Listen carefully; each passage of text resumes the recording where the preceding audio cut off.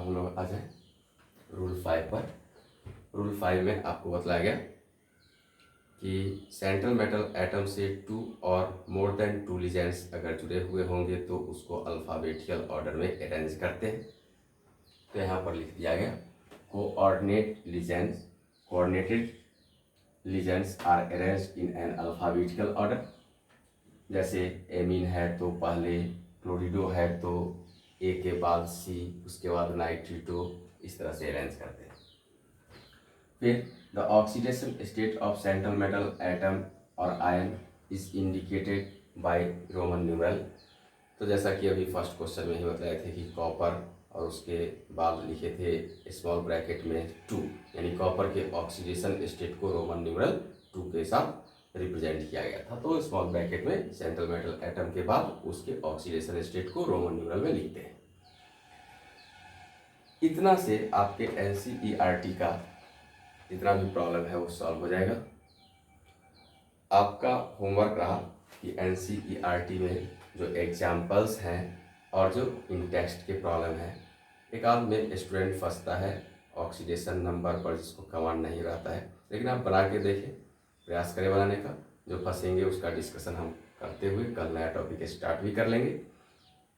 और जितना भी इन टेक्स्ट एग्जाम्पल्स है उसको तो निश्चित रूप से सॉल्व कर लेंगे।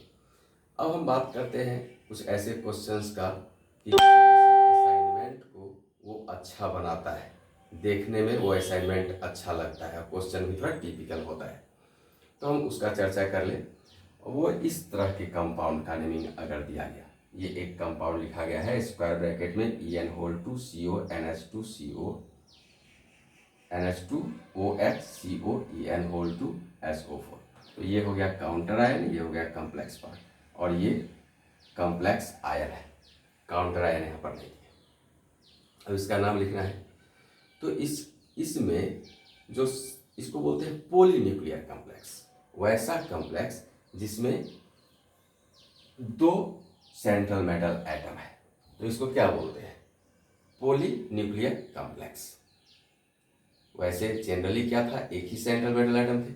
अब यहाँ पर सेंट्रल मेटल एटम का संख्या 2 हो गया, तो 2 या 2 से अधिक अगर सेंट्रल मेटल एटम हो तो उसको आप बोलते हैं पॉलीन्यूक्लियर कॉम्प्लेक्स।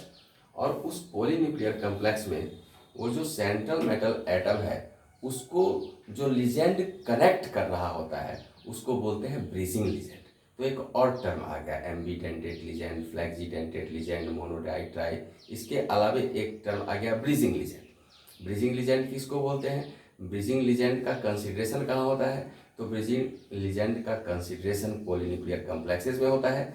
पॉलीन्यूक्लियर कॉम्प्लेक्स में अगर जो सेंट्रल मेटल एटम 2 है या 2 से ज़्यादा, उसको कनेक्ट कर रहा हुआ जो लिजेंड होता है उसी को ब्रिजिंग लिजेंड बोलते हैं, और उसके नेम को प्रीफिक्स म्यू ऐड करते हुए लिखते हैं। जैसे इसका नाम अगर लिखना है तो इसके नाम में हम क्या लिखेंगे? ये तो इथिलीन डाइएमीन हुआ जी, बाइडेंटेड लिजेंड, संख्या 2, तो क्या लिखेंगे? बिस इथिलीन डाइएमीन।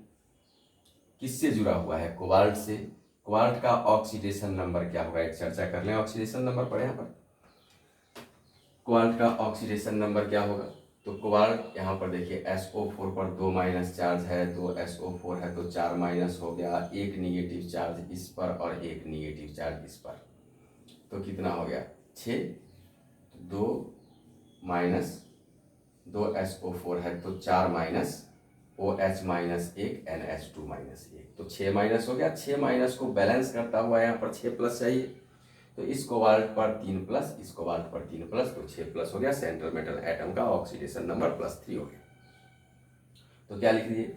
बिस ethylene diamine cobalt oxidation number 3 को रोमन न्यूमेरल्स में स्मॉल ब्रैकेट में लिख दिए। और ये जुड़ा हुआ है इस कोबाल्ट से, लेकिन क्या होते हुए?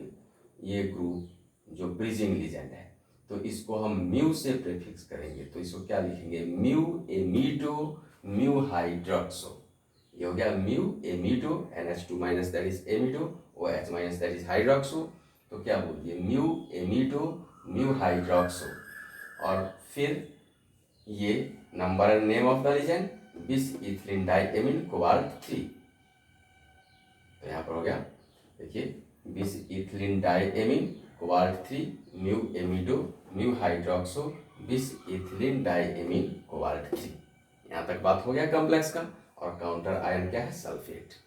काउंटर आयन की संख्या को हम लोग यहाँ पर नहीं लिखते हैं। एक्चुअली सल्फेट हम एक दे करके छोड़ेंगे तो ये +3 आएगा ही नहीं।